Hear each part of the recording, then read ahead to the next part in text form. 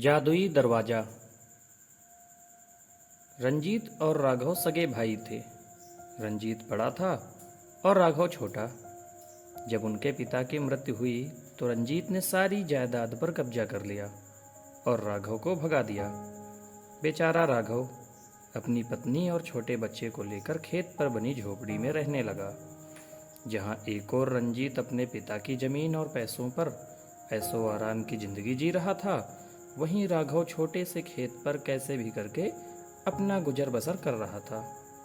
सारा गांव उनसे हमदर्दी रखता था, लेकिन मदद के लिए कोई भी आगे नहीं आता था, क्योंकि सभी रंजीत से डरते थे। जब दिन काटना बहुत मुश्किल हो गया तो एक दिन राघव की पत्नी ने कहा, सुनिए जी, आप किसी के यहाँ नौकरी क्यों नहीं करते? इससे कुछ कमाई तो हो ही सकती है। राघव बोला, लेकिन मैं कौन सा काम कर सकता हूँ? उसकी पत्नी ने उसे बताया, मैंने वैद्य जी से बात की है। उन्हें औषधियों के लिए जंगल जाना पड़ता है। अगर आप जंगल जाकर उनके लिए औषधियाँ लाएं तो बदले में वो आपको जरूर कुछ देंगे। पत्नी की बात सुनकर राघव वैद्य जी के घर गया और उनसे औषधियों की लिस्ट लेकर जंगल की ओर चल दिया। पूरे दिन औषधियां बटोरने के बाद जब वो लौट रहा था तो रास्ते में उसे एक बूढ़े आदमी की आवाज सुनाई पड़ी। आवाज एक टूटी झोपड़ी से आ रही थी। राघव उस झोपड़ी में गया। वहां उसने देखा कि एक बूढ़ा आदमी बिस्तर पर लेटा कराह रहा है।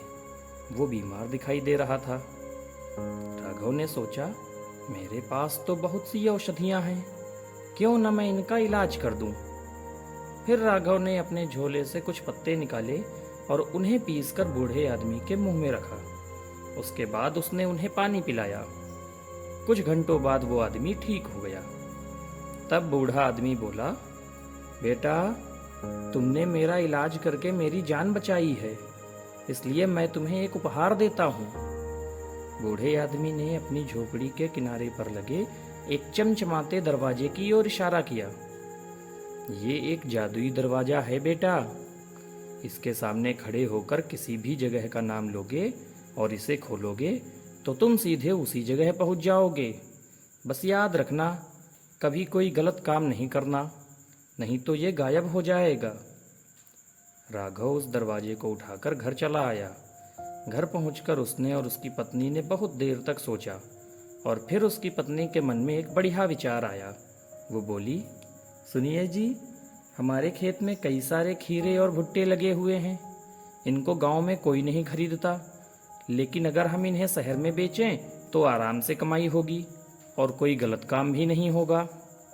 पत्नी की बात सुनकर राघव ने खेत से सारे खीरे और भुट्टे तोड़ लिए और दरवाजे के सामने जाकर बोला, शहर का बाजार। जैसे ही उसने दरवाजा खोला वो शहर में आ चुका था।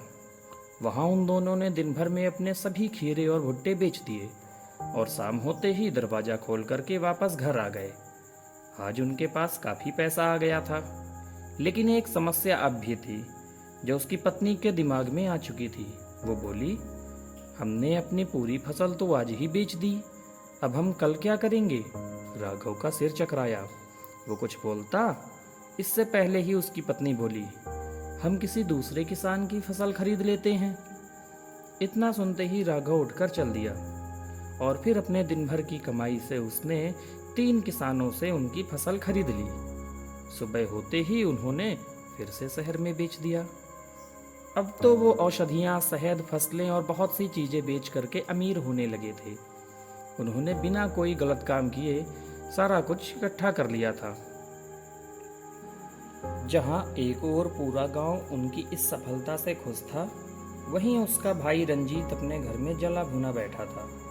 उसे समझ नहीं आ रहा था कि आखिर राघव की सफलता का राज क्या है। एक रात जब राघव और उसकी पत्नी अगले दिन की तैयारी करके सो गए तो रंजीत उनके घर में घुस गया। उसने दिन भर में राघव के दरवाजे के बारे में सब जान लिया था, इसलिए वो सीधे दरवाजे तक गया और उसे चोरी करके अपने घर ले आया। अपने घर जाकर वो बोला, अब मैं उस दुष्ट राघव से भी ज्यादा अमीर हो जाऊंगा। इसके लिए मैं सीधे शहर के बैंक जाऊंगा और वहां से सारा पैसा चोरी करके ले आऊंगा। उसने दरवाजे के सामने खड़े होकर शहर के बैंक का नाम लिया और दरवाजा खोलते ही वो उस बैंक की तिजोरी के सामने था। बस फिर क्या था, रंजीत ने तुरंत ही 2 बोरियां नोटों से भर ली और पीठ पर उठाकर लौटने लगा। लेकिन ये क्या, वहां तो कोई दरवाजा था ही नहीं। बुरे काम की वजह से दरवाजा गायब हो गया था। अब तो रंजीत के पसीने छूटने लगे, लेकिन अब क्या हो सकता था, बैंक भी बाहर से बंद था। वो पूरी रात हाथ पैर पटकता रहा, लेकिन बाहर नहीं जा पाया। सुबह बैंक के गार्ड ने उसे देखते ही पुलिस को बुलाया और रंजीत पकड़ गया। इस तरह उस लालची और दुष्ट आदमी को सजा हुई और दरवाजा भी गायब हो गया। अब आप सोच रहे होंगे कि राघव का क्या हुआ।